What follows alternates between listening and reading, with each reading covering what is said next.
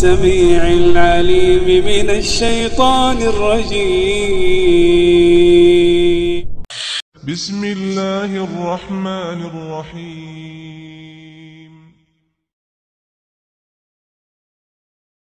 الحمد لله فاطر السماوات والأرض جاعل الملائكة رسلا أولي أجنحة مثنى وثلاث ورباع يزيد في الخلق ما يشاء إن الله على كل شيء قدير. ما يفتح الله للناس من رحمة فلا ممسك لها وما يمسك فلا مرسل له من بعده وهو العزيز الحكيم. يا أيها الناس اذكروا نعمة الله عليكم هل من خالق غير الله يرزقكم من السماء والأرض لا إله إلا هو فأنى تؤفكون. وإن يكذبوك فقد كذبت رسل من قبلك وإلى الله ترجع الأمور. يا أيها الناس إن وعد الله حق فلا تغرنكم الحياة الدنيا ولا يغرنكم بالله الغرور. إن الشيطان لكم عدو فاتخذوه عدوا إنما يدعو حزبه ليكونوا من أصحاب السعير. الذين كفروا لهم عذاب شديد والذين آمنوا وعملوا الصالحات لهم مغفرة وأجر كبير. أفمن زين له سوء عمله فرآه حسنا فإن الله يضل من يشاء ويهدي من يشاء فلا تذهب نفسك عليهم حسرات إن الله عليم بما يصنعون. والله الذي يرسل الرياح فتثير سحابا فسقناه إلى بلد ميت فأحيينا به الأرض بعد موتها كذلك النشور. من كان يريد العزة فلله العزة جميعا إليه يصعد الكلم الطيب والعمل الصالح يرفعه والذين يمكرون السيئات لهم عذاب شديد ومكر أولئك هو يبور. والله خلقكم من تراب ثم من نطفة ثم جعلكم أزواجا وما تحمل من أنثى ولا تضع إلا بعلمه وما يعمر من معمر ولا ينقص من عمره إلا في كتابه إن ذلك على الله يسير. وما يستوي البحران هذا عذب فرات سائغ شرابه وهذا ملح أجاج ومن كل تأكلون لحما طريا وتستخرجون حلية تلبسونها وترى الفلك فيه مواخر لتبتغوا من فضله ولعلكم تشكرون. يولج الليل في النهار ويولج النهار في الليل وسخر الشمس والقمر كل يجري لأجل مسمى ذلكم الله ربكم له الملك والذين تدعون من دونه ما يملكون من قطمير. إن تدعوهم لا يسمعوا دعاءكم ولو سمعوا ما استجابوا لكم ويوم القيامة يكفرون بشرككم ولا ينبئك مثل خبير. يا أيها الناس أنتم الفقراء إلى الله والله هو الغني الحميد. إن يشأ يذهبكم ويأتي بخلق جديد وما ذلك على الله بعزيز. ولا تزر وازرة وزر أخرى وإن تدع مثقلة إلى حملها لا يهمل منه شيء ولو كان ذا قربى. إنما تنذر الذين يخشون ربهم بالغيب وأقاموا الصلاة ومن تزكى فإنما يتزكى لنفسه وإلى الله المصير. وما يستوي الأعمى والبصير ولا الظلمات ولا النور ولا الظل ولا الحرور وما يستوي الأحياء ولا الأموات إن الله يسمع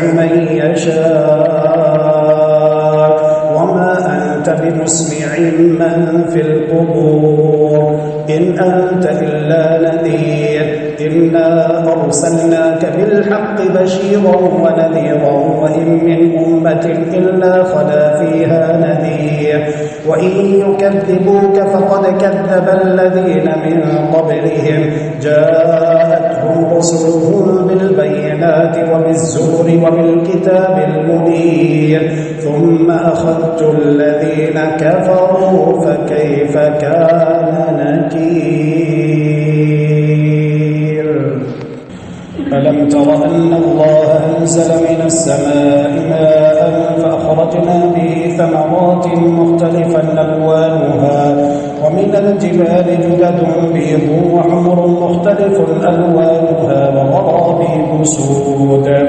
ومن الناس والدواب والأنعام مختلف ألوانه كذلك إنما يخشى الله من عباده العلماء إن الله عزيز غفور إن الذين يتلون كتاب الله وأقاموا الصلاة وأنفقوا مما رزقناهم سرا وعلانية يرجون تجارة لن تبور ليوفيهم أجورهم ويزيدهم من فضله إنه غفور شكور والذي أوحينا إليك من الكتاب هو الحق مصدقا لما بين يديه إن الله بعباده لخبير بصير ثم أورثنا الكتاب الذين اصطفينا من عبادنا فمنهم ظالم لنفسه ومنهم مقتصد ومنهم سابق بالخيرات بإذن الله ذلك هو الفضل الكبير جنات عدن يدخلونها يحلون فيها من أساور من ذهب ولؤلؤا ولباسهم فيها حرير وقالوا الحمد لله الذي أذهب عنا الحزن إن ربنا لغفور شكور الذي أحلنا دار المقامة من فضله لا يمسنا فيها نصب ولا يمسنا فيها لغوب والذين كفروا لهم نار جهنم لا يقضى عليهم فيموتوا ولا يخفف عنهم من عذابها كذلك نجزي كل كفور وهم يصطرخون فيها ربنا أخرجنا نعمل صالحا غير الذي كنا نعمل أولم نعمركم ما يتذكر فيه من تذكر وجاءكم النذير فذوقوا فما للظالمين من نصير إن الله عالم غيب السماوات والأرض إنه عليم بذات الصدور هو الذي جعلكم خلائف في الأرض فمن كفر فعليه كفره ولا يزيد الكافرين كفرهم عند ربهم إلا مقتا ولا يزيد الكافرين كفرهم إلا خسارا قل أرأيتم شركاءكم الذين تدعون من دون الله أروني ماذا خلقوا من الأرض أم لهم شرك في السماوات أم آتيناهم كتابا فهم على بينة منه بل إن يعد الظالمون بعضهم بعضا إلا غرورا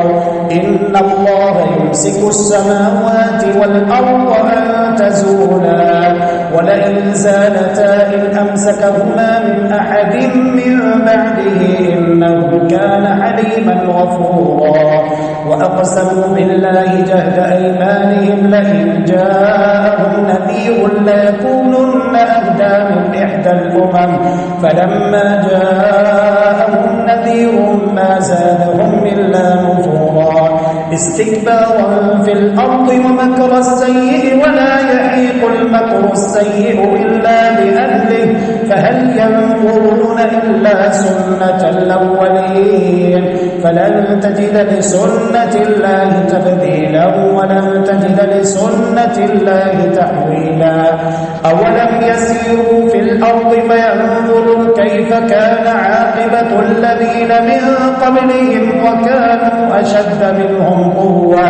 وما كان الله ليعجزه من شيء في السماوات ولا في الأرض إنه كان عليما قديرا ولو يؤاخذ الله الناس بما كسبوا ما ترك على ظهرها من دابة ولكن يؤخرهم إلى أجل مسمى فإذا جاء أجلهم فإن الله كان بعباده بصيرا ياسين والقرآن الحكيم إنك لمن المرسلين على صراط مستقيم تنزيل العزيز الرحيم لتنذر قوما ما أنذر آباؤهم فهم غافلون لقد حق القول على أكثرهم فهم لا يؤمنون إنا جعلنا في أعناقهم أغلالا فهي إلى الأذقان فهم مقمحون وجعلنا من بين أيديهم سدا ومن خلفهم سدا فأغشيناهم فهم لا يبصرون وسواء عليهم أأنذرتهم أم لم تنذرهم لا يؤمنون إنما تنذر من اتبع الذكر وخشي الرحمن بالغيب فبشره بمغفرة وأجر كريم إنا نحن نحيي الموتى ونكتب ما قدموا وآثارهم وكل شيء أحصيناه في إمام مبين واضرب لهم مثلا أصحاب القرية إذ جاءها المرسلون إذ أرسلنا إليهم اثنين فكذبوهما فعززنا بثالث فقالوا إنا إليكم مرسلون قالوا ما أنتم إلا بشر مثلنا وما أنزل الرحمن من شيء إن أنتم إلا تكذبون قالوا ربنا يعلم إنا إليكم لمرسلون وما علينا إلا البلاغ المبين قالوا إنا تطيرنا بكم لئن لم تنتهوا لنرجمنكم وليمسنكم منا عذاب أليم قالوا طائركم معكم أئن ذكرتم بل أنتم قوم مسرفون وجاء من أقصى المدينة رجل يسعى قال يا قوم اتبعوا المرسلين اتبعوا من لا يسألكم مجرا وهم مهتدون وما لي لا أعبد الذي فطرني وإليه ترجعون أأتخذ من دونه آلهة إن يردني الرحمن بضر لا تغن عني شفاعتهم شيئا ولا ينقذون إني إذا لفي ضلال مبين إني آمنت بربكم فاسمعون قيل ادخل الجنة قال يا ليت قومي يعلمون بما غفر لي ربي وجعلني من المكرمين وما أنزلنا على قومه من بعده من جند من السماء وما كنا منزلين إن كانت إلا صيحة واحدة فإذا هم خامدون يا حسرة على العباد ما يأتيهم من رسول إلا كانوا به يستهزئون ألم يروا كم أهلكنا قبلهم من القرون أنهم إليهم لا يرجعون وإن كل لما جميع لدينا محضرون وآية لهم الأرض الميتة وأحييناها وأخرجنا منها حبا فمنه يأكلون وجعلنا فيها جنات من نخيل وأعناب وفجرنا فيها من العيون ليأكلوا من ثمره وما عملته أيديهم أفلا يشكرون سبحان الذي خلق الأزواج كلها مما تنبت الأرض ومن أنفسهم ومما لا يعلمون وآية لهم الليل نسلخ منه النهار فإذا هم مظلمون والشمس تجري لمستقر لها ذلك تقدير العزيز العليم والقمر قدرناه منازل حتى عاد كالعرجون القديم لا الشمس ينبغي لها أن تدرك القمر ولا الليل سابق النهار وكل في فلك يسبحون وآية لهم أنا حملنا ذريتهم في الفلك المشحون وخلقنا لهم من مثله ما يركبون وإن نشأ نغرقهم فلا صريخ لهم ولا هم ينقذون إلا رحمة منا ومتاعا إلى حين وإذا قيل لهم اتقوا ما بين أيديكم وما خلفكم لعلكم ترحمون وما تأتيهم من آية من آيات ربهم إلا كانوا عنها معرضين وإذا قيل لهم أنفقوا مما رزقكم الله قال الذين كفروا للذين آمنوا أنطعم من لو يشاء الله أطعمه إن أنتم إلا في ضلال مبين ويقولون متى هذا الوعد إن كنتم صادقين ما ينظرون إلا صيحة واحدة تأخذهم وهم يخصمون فلا يستطيعون توصية ولا إلى أهلهم يرجعون ونفخ في الصور فإذا هم من الأجداث إلى ربهم ينسلون قالوا يا ويلنا من بعثنا من مرقدنا هذا ما وعد الرحمن وصدق المرسلون إن كانت إلا صيحة واحدة فإذا هم جميع لدينا محضرون فاليوم لا تظلم نفس شيئا ولا تجزون إلا ما كنتم تعملون إن أصحاب الجنة اليوم في شغل فاكهون هم وأزواجهم في ظلال على الأرائك متكئون لهم فيها فاكهة ولهم ما يدعون سلام قولا من رب رحيم وامتازوا اليوم أيها المجرمون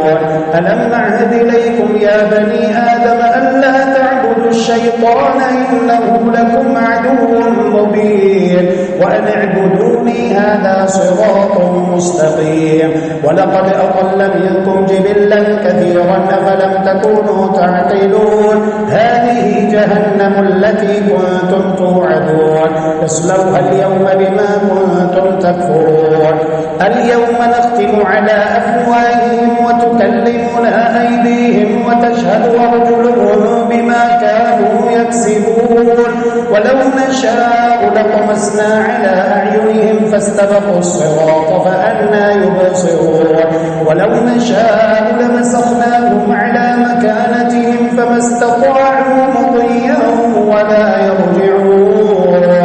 ومن نعمره ننكسه في الخلق أفلا يعقلون وما علمناه الشعر وما ينبغي له إن هو إلا ذكر وقرآن مبين لينذر من كان حيا ويحق القول على الكافرين أولم يروا أنا خلقنا لهم مما عملت أيدينا أنعاما فهم لها مالكون وذللناها لهم فمنها ركوبهم ومنها يأكلون ولهم فيها منافع ومشارب وفلا يشكرون واتخذوا من دون الله آلهة لعلهم ينصرون فلا يحزنك قولهم إنا نعلم ما يسرون وما يعلنون أولم ير الإنسان أنا خلقناه من نطفة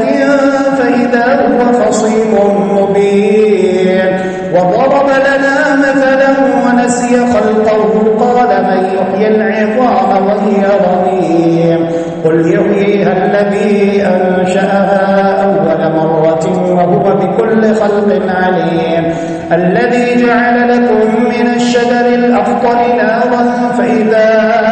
أنتم منه توقدون أوليس الذي خلق السماوات والأرض بقادر على أن يخلق مثلهم بلى وهو الخلاق العليم إنما أمره إذا أراد شيئا أن يقول له كن فيكون فسبحان الذي بيده ملكوت وإليه ترجعون والصافات صفا فالزاجرات زجرا فالتاليات ذكرا إن إلهكم لواحد رب السماوات والأرض وما بينهما ورب المشارق إنا زينا السماء الدنيا بزينة الكواكب وحفظا من كل شيطان مارد لا يسمعون إلى الملأ الأعلى ويقذفون من كل جانب دحورا ولهم عذاب واصب إلا من خطف الخطفة فأتبعه شهاب ثاقب فاستفتهم أهم أشد خلقا أم من خلقنا إنا خلقناهم من طين لازب بل عجبت ويسخرون وإذا ذكروا لا يذكرون وإذا رأوا آية يستسخرون وقالوا إن هذا إلا سحر مبين أإذا متنا وكنا ترابا وعظاما أإنا لمبعوثون أو آباؤنا الأولون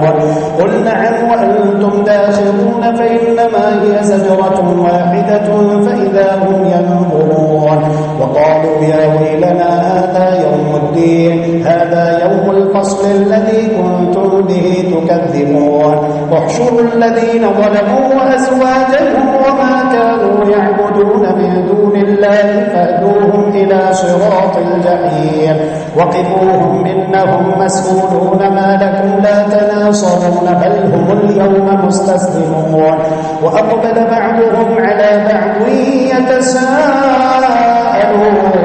قالوا إنكم كنتم تأتوننا عن اليمين قالوا بل لم تكونوا مؤمنين وما كان لنا عليكم من سلطان بل كنتم قوما طاغين فحق علينا قول ربنا إنا لذائقون فأغويناكم منا كنا غاوين فإنهم يومئذ في العذاب مشتركون إنا كذلك نفعل بالمجرمين إنهم كانوا إذا قيل لهم لا إله إلا الله يستكبرون ويقولون أئنا لتاركو آلهتنا لشاعر مجنون بل جاء بالحق وصدق المرسلين إنكم لذائق العذاب الأليم وما تجزون إلا ما كنتم تعملون إلا عباد الله المخلصين أولئك لهم رزق معلوم فواكه وهم مكرمون في جنات النعيم على سرر متقابلين يطاف عليهم بكأس من معين بيضاء لذة للشاربين لا فيها غول ولا هم عنها ينزفون وعندهم قاصرات الطرف عين كأنهن بيض مكنون فأقبل بعضهم على بعض يتساءلون قال قائل منهم إني كان لي قرين يقول أئنك لمن المصدقين أئذا متنا وكنا ترابا وعظاما أئنا لمدينون قال هل أنتم مطلعون فاطلع فرآه في سواء الجحيم قال تالله إن كدت لتردين ولولا نعمة ربي لكنت من المحضرين أفما نحن بميتين إلا موتتنا الأولى وما نحن بمعذبين إن هذا لهو الفوز العظيم لمثل هذا فليعمل العاملون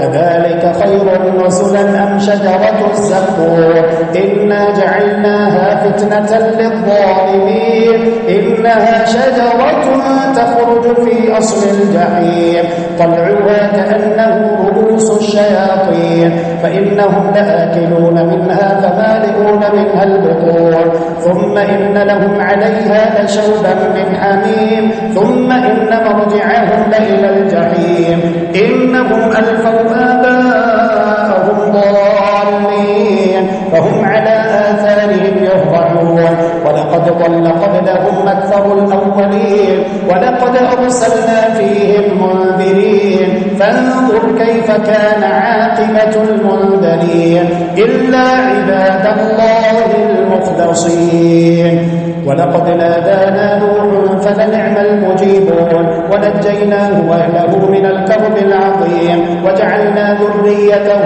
هم الباقين وتركنا عليه في الآخرين سلام على نوح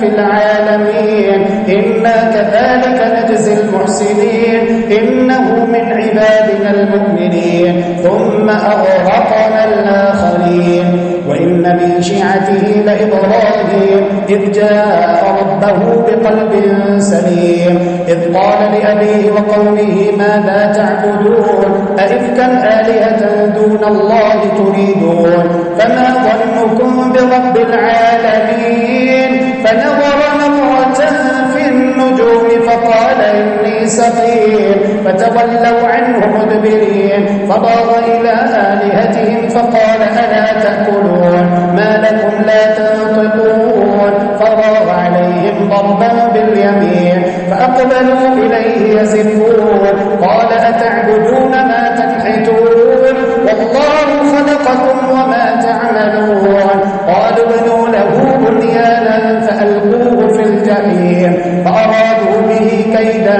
فجعلناهم الأسفلين وقال إني ذاهب إلى ربي سيهدين رب هب لي من الصالحين فبشرناه بغلام حليم فلما بلغ معه السعي قال يا بني إني أرى في المنام أني أذبحك فانظر ماذا ترى قال يا أبت افعل ما تؤمر ستجدني إن شاء الله من الصابرين فلما أسلما وتله للجبين وناديناه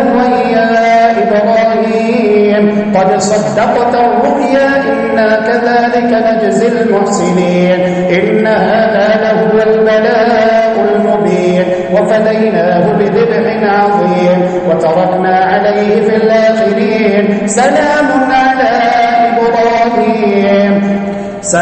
على إبراهيم كذلك نجزي المحسنين إنه من عبادنا المؤمنين وبشرناه بإسحاق نبيا من الصالحين وباركنا عليه وعلى إسحاق ومن ذريتهما محسن وظالم لنفسه مبين ولقد مننا على موسى وهارون ونجيناهما وقومهما من الكرب العظيم ونصرناهم فكانوا هم الغالبين وآتيناهما الكتاب المستبين وهديناهما الصراط المستقيم وتركنا عليهما في الآخرين سلام على موسى وهارون إنا كذلك نجزي المحسنين إنهما من عبادنا المؤمنين وإن إلياس لمن المرسلين إذ قال لقومه ألا تتقون أتدعون بعلا وتذرون أحسن الخالقين الله ربكم ورب آبائكم الأولين فكذبوه فإنهم لمحضرون إلا عباد الله المخلصين وتركنا عليه في الآخرين سلام على الياسين إنا كذلك نجزي المحسنين إنه من عبادنا المؤمنين وإن لوطا لمن المرسلين إذ نجيناه وأهله أجمعين إلا عجوزا في الغابرين ثم دمرنا الآخرين وإنكم لتمرون عليهم مصبحين وبالليل أفلا تعقلون وإن يونس لمن المرسلين إذ أبق إلى الفلك المشحون فساهم فكان من المدحضين فالتقمه الحوت وهو مليم فلولا أنه كان من المسبحين للبث في بطنه إلى يوم يبعثون فنبذناه بالعراء وهو سقيم وأنبتنا عليه شجرة من يقطين وأرسلناه إلى 100,000 أو يزيدون فآمنوا فمتعناهم إلى حين فاستفتهم ألربك البنات ولهم البنون أم خلقنا الملائكة إناثا وهم شاهدون ألا إنهم من إفكهم ليقولون ولد الله وإنهم إنهم لكاذبون أصطفى البنات على البنين ما لكم كيف تحكمون أفلا تذكرون أم لكم سلطان مبين فأتوا بكتابكم إن كنتم صادقين وجعلوا بينه وبين الجنة نسبا ولقد علمت الجنة إنهم لمحضرون سبحان الله عما يصفون إلا عباد الله المخلصين فإنكم وما تعبدون ما أنتم عليه بفاتنين إلا من هو صال الجحيم وما منا إلا له مقام معلوم وإنا لنحن الصافون وإنا لنحن المسبحون وإن كانوا ليقولون لو أن عندنا ذكرا من الأولين لكنا عباد الله المخلصين فكفروا به فسوف يعلمون ولقد سبقت كلمتنا لعبادنا المرسلين إنهم لهم المنصورون وإن جندنا لهم الغالبون فتول عنهم حتى حين وأبصرهم فسوف يبصرون أفبعذابنا يستعجلون فإذا نزل بساحتهم فساء صباح المنذرين وتول عنهم حتى حين وأبصر فسوف يبصرون سبحان ربك رب العزة عما يصفون وسلام على المرسلين والحمد لله رب العالمين صاد والقرآن ذي الذكر بل الذين كفروا في عزة وشقاق كم أهلكنا من قبلهم من قرن فنادوا ولا تحين مناص وعجبوا أن جاءهم منذر منهم وقال الكافرون هذا ساحر كذاب أجعل الآلهة إله واحدا إن هذا لشيء عجاب وانطلق الملأ منهم من امشوا واصبروا على آلهتكم إن هذا لشيء يراد ما سمعنا بهذا في الملة الآخرة إن هذا إلا اختلاق أأنزل عليه الذكر من بيننا بل هم في شك من ذكري بل لما يذوقوا عذاب أم عندهم خزائن رحمة ربك العزيز الوهاب أم لهم ملك السماوات والأرض وما بينهما فليرتقوا في الأسباب جند ما هنالك مهزوم من الأحزاب كذبت قبلهم قوم نوح وعاد وفرعون ذو الأوتاد وثمود وقوم لوط وأصحاب الأيكة أولئك الأحزاب إن كل إلا كذب الرسل فحق عقاب وما ينظر هؤلاء إلا صيحة واحدة ما لها من فواق وقالوا ربنا عجل لنا قطنا قبل يوم الحساب اصبر على ما يقولون واذكر عبدنا داود ذا الليل إنه أواب إنا سخرنا الجبال معه يسبحن بالعشي والإشراق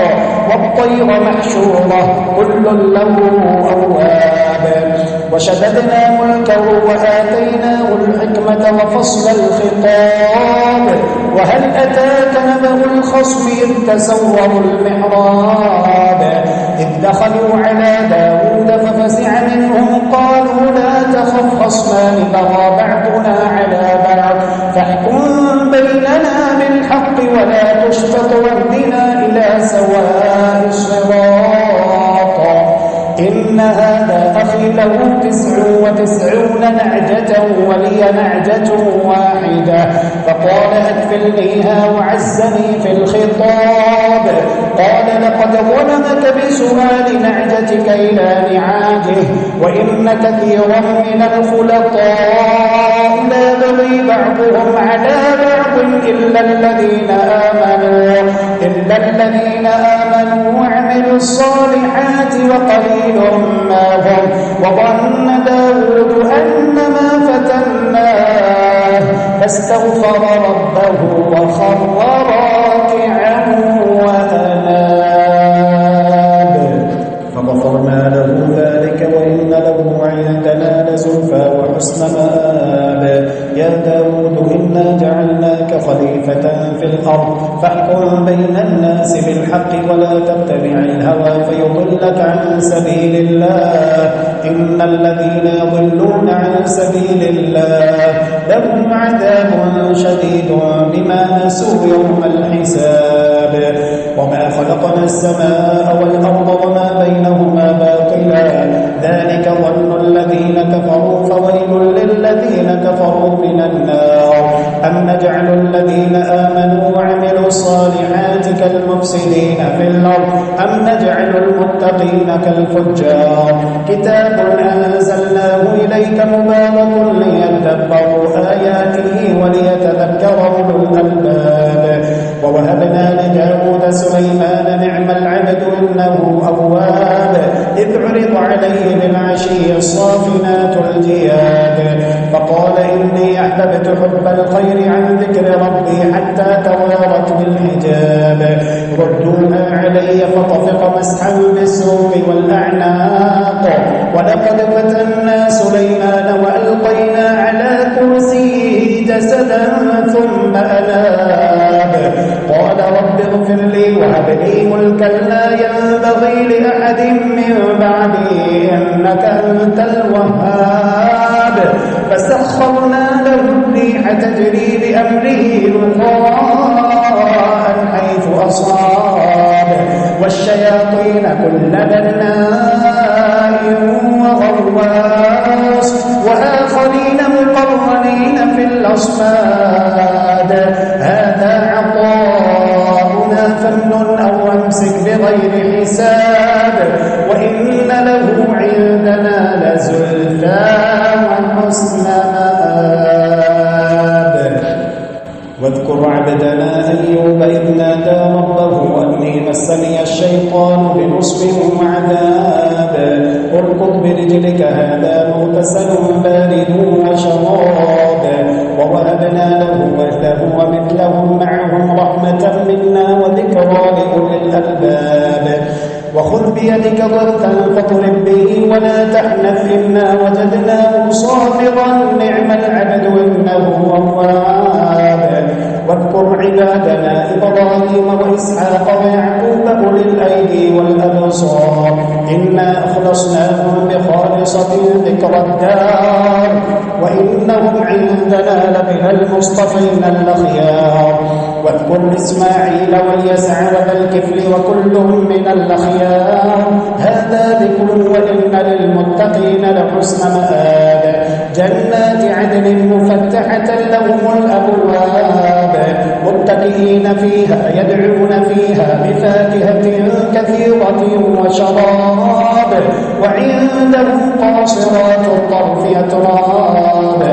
هذا ما توعدون ليوم الحساب إن هذا لرزقنا ما له من نفاد هذا وإن للطاغين لشر مآب جهنم يصلونها فبئس المهاد هذا فليذوقوه حميم وغساق وآخر من شكله أزواج هذا فوج مقتحم معكم لا مرحبا بهم إنهم صالوا النار قالوا بل أنتم لا مرحبا بكم أنتم قدمتموه لنا فبئس القرار قالوا ربنا من قدم لنا هذا فزده عذابا ضعفا في النار وقالوا ما لنا لا نرى رجالا كنا نعدهم من الأشرار اتخذناهم سخريا أم زاغت عنهم الأبصار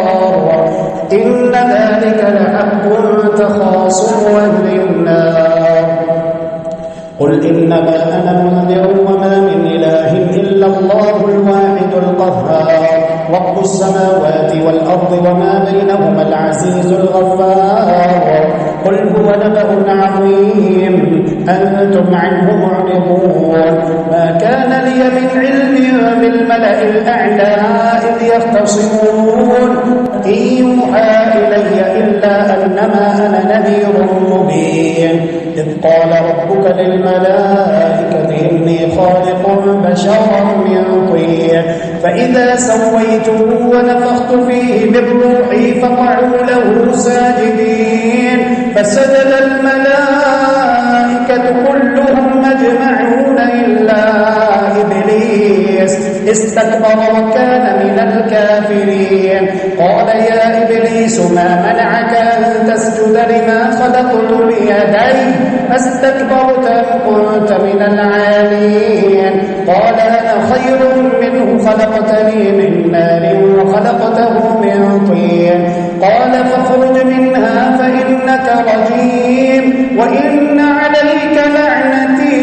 إلى يوم الدين قال رب فأنظرني إلى يوم يبعثون قال فإنك من المنظرين إلى يوم الوقت المعلوم قال فبعزتك لأغوينهم أجمعين إلا عبادك منهم المخلصين قال فالحق والحق أقول لأملأن جهنم منك وممن تبعك منهم أجمعين قل ما أسألكم عليه من أجر وما أنا من المتكلفين إن هو إلا ذكر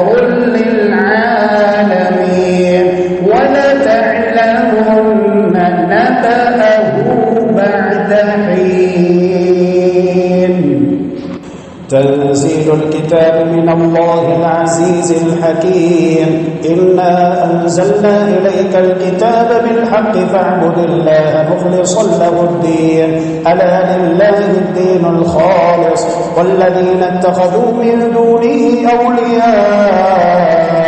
ما نعبدهم إلا ليقربونا إلى الله زلفى إن الله يحكم بينهم فيما هم فيه يختلفون إن الله لا يهدي من هو كاذب كفار لو أراد الله أن يتخذ ولدا لاصطفى مما يخلق ما يشاء سبحانه هو الله الواحد القهار خلق السماوات والأرض بالحق يكبر الليل على النهار ويكبر النهار على الليل وسخر الشمس والقمر كل يجري لأجل مسمى ألا هو العزيز الغفار خلقكم من نفس واحدة ثم جعل منها زوجها وأنزل لكم من الأنعام 8 أزواج يخلقكم في بطون أمهاتكم خلقا من بعد خلق في ظلمات 3 ذلكم الله ربكم له الملك لا إله إلا هو فأنى تصرفون إن تكفروا فإن الله غني عنكم ولا يرضى لعباده الكفر وإن تشكروا يرضه لكم ولا تزر وازرة وزر أخرى ثم إلى ربكم مرجعكم فينبئكم بما كنتم تعملون إنه عليم بذات الصدور وإذا مس الإنسان ضر دعا ربه منيبا إليه ثم إذا خوله نعمة منه نسي ما كان يدعو إليه من قبل وجعل لله أندادا ليضل عن سبيله قل تمتع بكفرك قليلا إنك من أصحاب النار أمن هو قانت آناء الليل ساجدا وقائما أمن هو قانت آناء الليل ساجدا وقائما يحذر الآخرة ويرجو رحمة ربه قل هل يستوي الذين يعلمون والذين لا يعلمون إنما يتذكر أولو الألباب قل يا عباد الذين آمنوا اتقوا ربكم للذين أحسنوا في هذه الدنيا حسنة وأرض الله واسعة إنما يوفى الصابرون أجرهم بغير حساب قل إني أمرت أن أعبد الله مخلصا له الدين وأمرت لأن أكون أول المسلمين قل إني أخاف إن عصيت ربي عذاب يوم عظيم قل الله أعبد مخلصا له ديني فاعبدوا ما شئتم من دونه قل إن الخاسرين الذين خسروا أنفسهم وأهليهم يوم القيامة ألا ذلك هو الخسران المبين لهم من فوقهم ظلل من النار ومن تحتهم ظلل ذلك يخوف الله به عباده يا عبادي فاتقون والذين اجتنبوا الطاغوت أن يعبدوها وأنابوا إلى الله لهم البشرى فبشر عباد الذين يستمعون القول فيتبعون أحسنه أولئك الذين هداهم الله وأولئك هم أولو الألباب أفمن حق عليه كلمة العذاب أفأنت تنقذ من في النار لكن الذين اتقوا ربهم لهم غرف من فوقها غرف مبنية تجري من تحتها الأنهار وعد الله لا يخلف الله الميعاد ألم تر أن الله أنزل من السماء ماء فسلكه ينابيع في الأرض ثم يخرج به زرعا مختلفا ألوانه ثم يهيج فتراه مصفرا ثم يجعله حطاما إن في ذلك لذكرى لأولي الألباب أفمن شرح الله صدره للإسلام فهو على نور من ربه فويل للقاسية قلوبهم من ذكر الله أولئك في ضلال مبين الله نزل أحسن الحديث كتابا متشابها مثانية تقشعر منه جلود الذين يخشون ربهم ثم تلين جلودهم وقلوبهم إلى ذكر الله ذلك هدى الله يهدي به من يشاء ومن يضلل الله فما له من هاد أفمن يتقي بوجهه سوء العذاب يوم القيامة وقيل للظالمين ذوقوا ما كنتم تكسبون كذب الذين من قبلهم فأتاهم العذاب من حيث لا يشعرون فأذاقهم الله الخزي في الحياة الدنيا ولعذاب الآخرة أكبر لو كانوا يعلمون ولقد ضربنا للناس في هذا القرآن من كل مثل لعلهم يتذكرون قرآنا عربيا غير ذي عوج لعلهم يتقون ضرب الله مثلا رجلا فيه شركاء متشاكسون ورجلا سلما لرجل هل يستويان مثلا الحمد لله بل أكثرهم لا يعلمون اللهم إنك عفو تحب العفو فاعف عنا اللهم إنك عفو تحب العفو فاعف عنا إلهنا فاعف عنا